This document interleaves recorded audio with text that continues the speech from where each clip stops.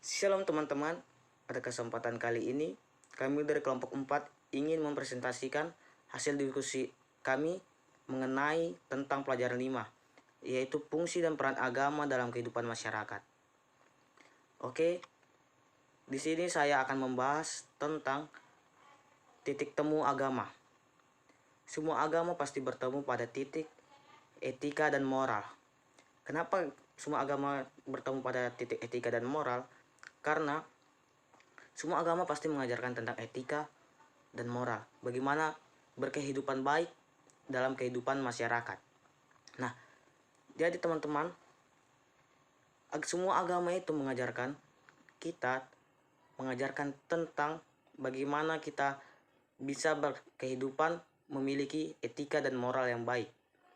Nah, oleh sebab itu, setiap penganut agama diingatkan bahwa sejak mula-mula para pendiri agama itu tidak bisa memisahkan etika dan moral dalam kehidupan masyarakat. Kenapa tidak bisa dipisahkan? Seperti saya bilang tadi teman-teman, etika dan moral itu dalam beragama dan berkehidupan agama di masyarakat itu sangat penting. Bisa contohnya seperti kita memiliki etika yang baik dan moral yang baik, kita bisa saling menghargai, menghormati satu sama lain. Tapi jika kita tidak memiliki etika dan moral yang baik, kita tidak bisa mengasihi atau menghormati keragaman yang ada di negara kita. Oleh sebab itu, semua agama pasti mengajarkan tentang titik yang dimana etika dan moral. Kita bisa lihat seperti para pendiri agama, misalnya Nabi Muhammad dari agama seberang yaitu Islam. Nabi Muhammad berusaha mengubah kehidupan masyarakat Arab yang dulunya kehidupan masyarakat itu bersifat primordialistis menjadi masyarakat yang berlandasan persaudaraan universal, yang dimana teman-teman, orang di Arab itu dia memiliki atau masih menganut primordialistis itu dia tidak bisa atau dia belum bisa memiliki etika dan moral yang baik, sehingga dia tidak bisa menghormati atau menghargai agama yang lain atau agama yang ada pada saat itu. Nah, oleh sebab itu Nabi Muhammad mengajarkan agar orang di Arab bisa memiliki moral etika yang baik, sehingga orang di Arab itu bisa memiliki persaudaraan universal bisa ke seluruh dunia, bisa ke semua agama, bisa ke semua orang, sehingga Arab bisa memiliki etika dan moral yang baik yang dibawa oleh Nabi Muhammad. Kita juga bisa lihat dari agama kita, Yesus Kristus memperjuangkan kesetaraan, keadilan, dan kebenaran yang diberi cap sebagai pendosa yang disisihkan dan diperlakukan tidak adil oleh golongan lain. Kita bisa lihat dalam Matius 8 ayat 1 sampai 4, Lukas 7 ayat 36 sampai 50, dan Yohanes 4. Nah, di situ Yesus mengajarkan agar setiap orang itu memperlakukan orang lain dengan adil. Seperti Yesus memperlakukan kita semuanya dengan adil. Dia rela mati di kayu salib hanya untuk kita, orang yang berdosa ini, agar kita bisa memiliki kehidupan yang lebih layak lagi, agar kita tidak jatuh ke dalam kehidupan dosa yang kekal. Sehingga Yesus membantu kita atau menggantikan kita untuk menebus dosa kita. Nah, kenapa Yesus Kristus mau merelakan dirinya? Karena hanya Yesus yang bisa menebus dosa kita. Oke teman-teman, jadi Yesus Kristus mengajarkan kita, agama Kristen, untuk bisa memiliki etika dan moral yang baik, agar kita bisa memperlakukan orang lain, mau yang di atas kita atau yang di bawah kita, dengan adil, tanpa memandang orang. Kita tidak boleh memandang orang.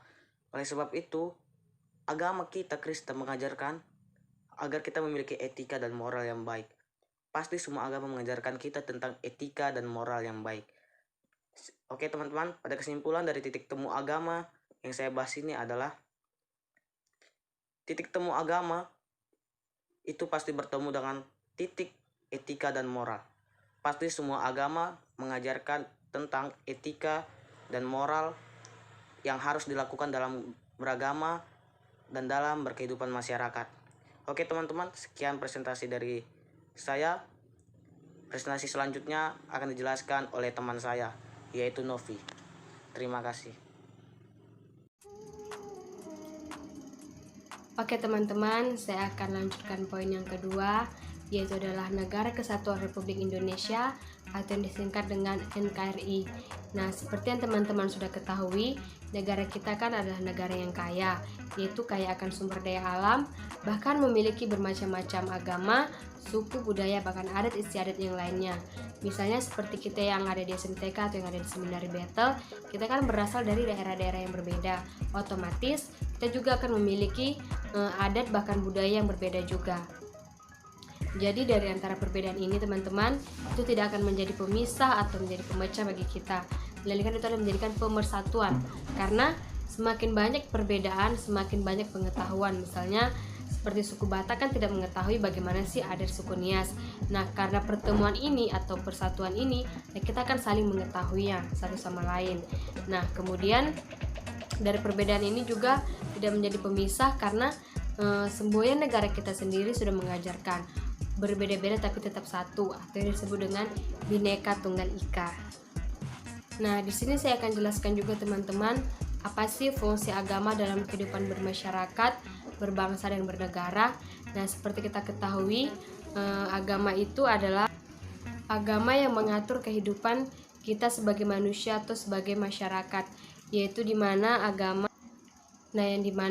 itu adalah sebagai pedoman atau tolak ukur untuk mengatur kehidupan atau tingkah laku dalam kehidupan bersehari-hari, dan juga dapat mengatur pola pikir kehidupan manusia, yaitu dimana agama kan mengajarkan kita tentang moral.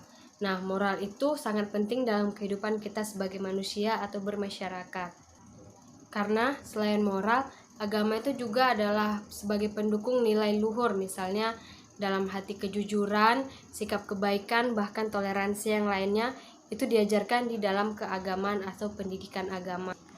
Nah, selain itu, agama juga mengajarkan, selain mengajarkan moralitas atau moral, agama juga mengajarkan mengenai keyakinan, yaitu kepercayaan kita, yaitu mengenai kepercayaan kepada Tuhan kita sendiri.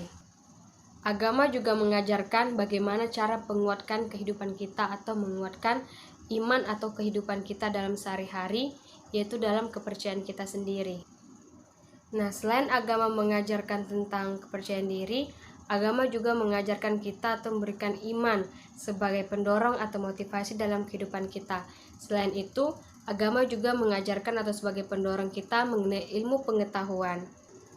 Nah, jadi teman-teman, dari penjelasan yang saya jelaskan tadi, fungsi dari agama itu adalah mengatur kehidupan kita bermasyarakat, bahkan sebagai manusia dalam kehidupan bermasyarakat, berbangsa dan bernegara.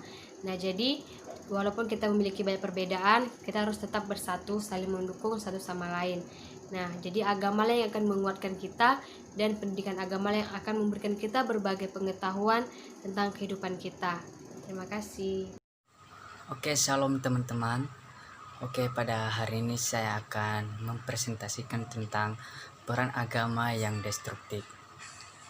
Jadi sebelum kita masuk dalam poin-poin atau sebelum kita lebih mendalam apa sih peran agama yang destruktif, sebelum itu kita lihat latar belakang ataupun dahulunya, bagaimana cara proses berkembangnya agama-agama di seluruh dunia ini. Nah, agama-agama umumnya lahir, bertambah atau bertumbuh dan berkembang sebagai anak tunggal. Hinduisme yang ada di India, Islam yang ada di Timur Tengah, Kristen yang ada di Eropa dan Amerika. Nah, Buddhisme yang berkembang di Sri Lanka dan Thailand atau Indochina. Nah, itu latar belakang ataupun dahulunya berkembangnya agama-agama di seluruh dunia. Nah, jadi kita akan masuk dalam poin berikutnya. Jadi sebelum kita mengenal lebih dalam lagi, kita terlebih dahulu mengerti apa sih itu destruktif. Nah, jadi istilah destruktif itu dapat diartikan sebagai merusak atau memusnahkan. Jadi itulah pengertian dari destruktif, merusak dan memusnahkan. Jadi istilah destruktif ini bahwa pengertiannya agama bukan lagi sebagai alat perdamaian atau penyejuk bagi umat manusia, tetapi diseret oleh pelaku kejahatan sebagai alat violensi. Nah, teman-teman, kita bisa lihat bahwa zaman sekarang atau kita lihat di sekitar kita begitu banyak suatu perbuatan yang tidak senonoh yang patuh dilakukan oleh agama tersebut.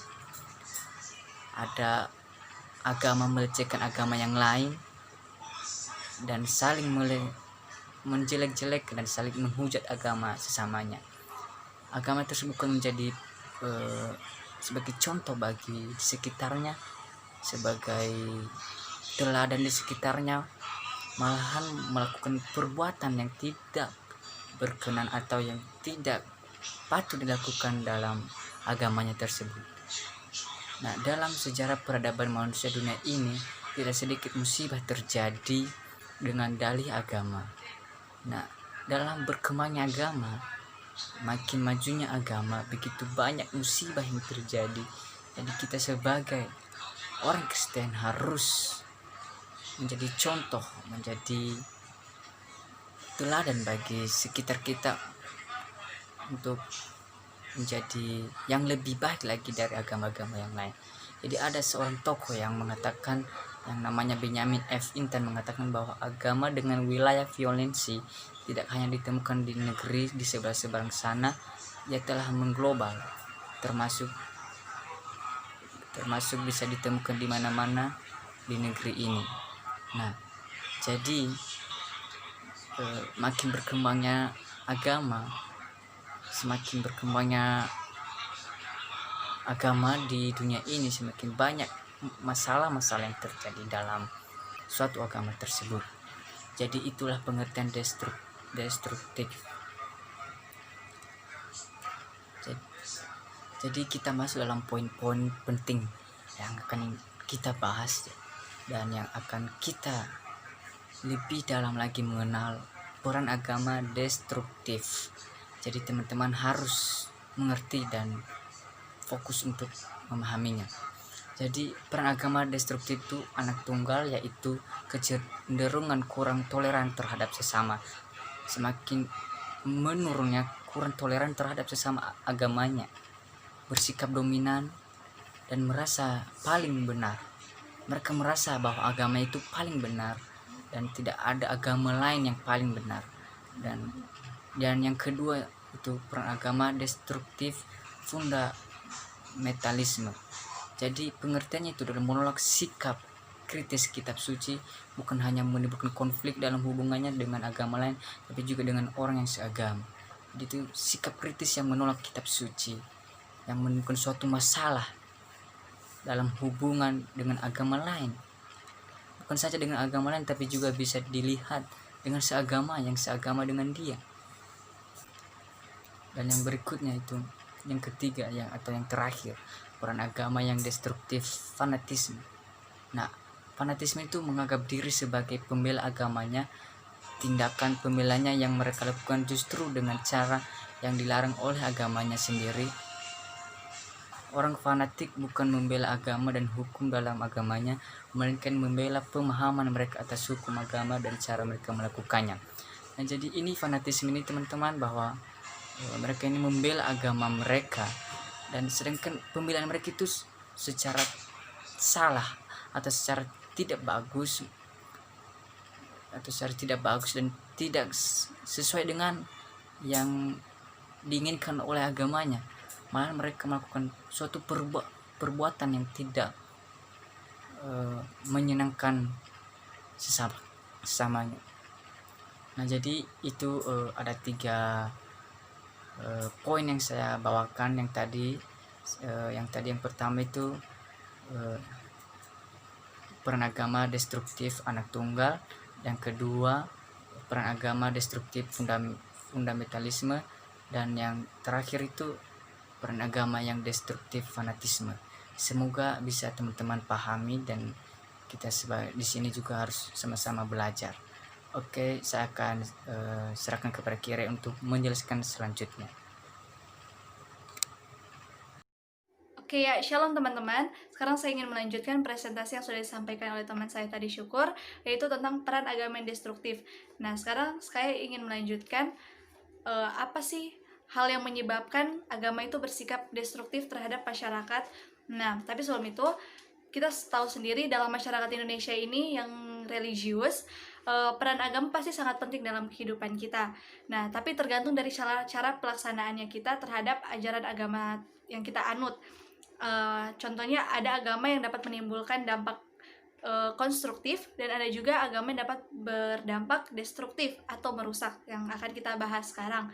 Nah, selanjutnya kita akan membahas 3 poin, atau saya mengambil 3 poin, yaitu kenapa sih apa sih yang menyebabkan agama itu berperan destruktif dalam masyarakat Indonesia. Nah, yang pertama itu kurangnya pendidikan agama. Nah, pendidikan agama ini sangat penting dalam kehidupan kita, bukan teman-teman? Sampai kita juga kan belajar kan pendidikan agama Kristen. Nah, pendidikan ini sangat penting untuk memberikan pemahaman dan pengertian yang benar terhadap kita, terhadap ajaran atau agama yang sebenarnya kepada para pemeluk agama. Nah, dengan pemahaman yang baik, maka pemeluk agama tidak akan terpengaruh ajaran yang radikalisme atau ajaran sesat. Tapi kalau misalnya kita menganut agama atau memiliki pengertian yang buruk terhadap suatu agama, akhirnya kita memiliki pengaruh atau ajaran yang sesat juga, atau radikalisme, ajaran sesat. Nah, pendidikan agama ini penting sejak dini. Kita harus belajar pendidikan agama ini sejak dini atau sejak dari kita kecil. Nah, sekarang pun kita pelajari kan pendidikan agama walaupun kita sudah SMA. Nah, kenapa? Agar setelah kita dewasa itu kita dapat memilah pengaruh mana yang benar sesuai dengan ajaran yang ada di dalam agama tersebut. Nah, selanjutnya yang kedua itu, hal apa yang dapat menyebabkan agama berperan destruktif dalam masyarakat, yaitu oknum pemuka agama yang menyalahgunakan pengaruhnya. Nah, jadi oknum dalam agama itu bisa disebut sebagai pemimpin dalam agama. Contohnya itu ada dalam agama Islam, yaitu ustadz, dalam agama Hindu dan Kristen itu pendeta, dan ada dalam agama Buddha itu yang disebut biksu. Nah, teman-teman, pengaruh pemuka agama ini itu sangat besar bagi kita semua ya. Apalagi pendeta kan, kita kan pasti harus mengikuti teladan dia kan, yang akan mengajar kita, yang ingin membawa kita kepada lebih dekat lagi dengan Tuhan Yesus, karena mereka yang menjadi gembala kita. Nah, teman-teman, makanya dari itu kalau misalnya para pemimpin itu menyalahgunakan pengaruhnya, akhirnya jemaat pun terikut. Nah, akhirnya jemaat pun salah menggunakan agama itu. Misalnya dengan meminta, contohnya ya, dengan meminta sumbangan yang digunakan untuk kepentingan pribadinya si pemimpin agama tersebut. Dia lebih mengutamakan kepentingan pribadinya daripada seharusnya itu uang diberikan kepada sesama untuk pembangunan tempat ibadah atau untuk membantu orang yang berkekurangan, yang tidak berkecukupan. Seperti itu teman-teman. Oleh sebab itu penting sekali ya pengaruh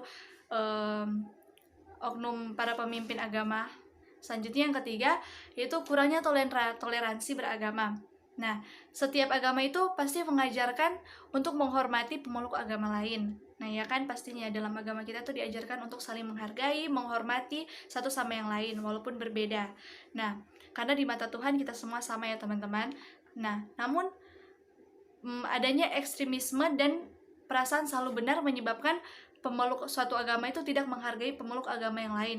Nah, jadi kita tuh sering merasa agama yang saya anut ini udah paling benar kok. Pasti jadi kita tuh tidak menghormati agama lain. Kita berpikir agama kita itu yang sudah paling benar, dan akhirnya itu membuat kita tidak menghormati agama yang lain. Justru tidak boleh seperti itu teman-teman. Justru karena mungkin kita merasa kita memiliki agama yang benar, justru kita harus mengayomi masyarakat kita. Nah, terus habis itu ini juga bisa menyebabkan adanya diskriminasi. Apa sih itu diskriminasi? Diskriminasi ini itu menuju kepada pelayanan yang tidak adil terhadap suatu individu tertentu, di mana layanan ini dibuat berdasarkan karakteristik yang diwakili oleh individu tersebut. Nah, diskriminasi ini tidak langsung terjadi saat peraturan yang bersifat netral menjadi diskriminatif saat diterapkan di lapangan. Jadi maksud diskriminasi ini ya teman-teman, suatu agama itu melakukan tindakan yang beda terhadap yang lain. Jadi contohnya agama Kristen ya, agama Kristen melakukan agama Islam itu berbeda dengan agama Kristennya sendiri, dengan sesama agama Kristen. Jadi tidak adil gitu. Jadi tidak boleh seperti itu ya teman-teman. Maka dari itu kita harus menghapus hal-hal yang dapat menyebabkan agama itu berperan deskriptif ini. Sekian dari saya. Terima kasih.